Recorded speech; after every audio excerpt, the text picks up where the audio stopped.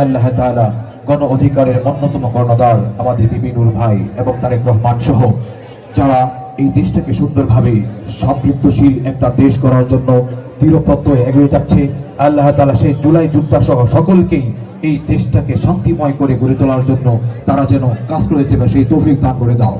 আল্লাহ তাআলা তাদের হায়াতের ভিতরে সুস্থতার নিয়ামত দান করে দাও।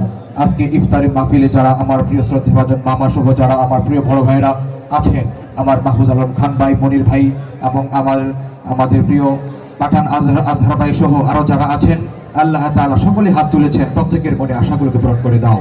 আল্লাহ তাআলা ইফতারির পিছনে যারা এত শ্রম ঘাম দিয়েছেন, প্রত্যেকের শ্রম ঘামকে তুমি কবুল আর মঞ্জুর করে নাও। এর উসিলায় প্রত্যেকের আব্বা আম্মাকে মাফ করে দাও। আল্লাহ তাআলা এর উসিলায় প্রত্যেকের কবরটাকে জান্নাতের টুকরা বানিয়ে দাও। আল্লাহ যারা এত সুন্দর আয়োজন করেছেন, আল্লাহ এর উসিলায় তাদের পূর্বপুরুষদেরকে আল্লাহ মাফ করে দাও।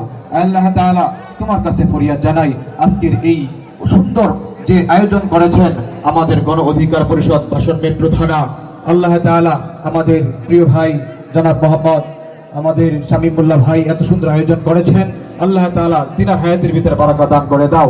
আল্লাহ যারা সামনে পিছনে দোয়াতে যারা অংশগ্রহণ করে সকলকে তুমি কবুল আর মঞ্জুর করে নাও।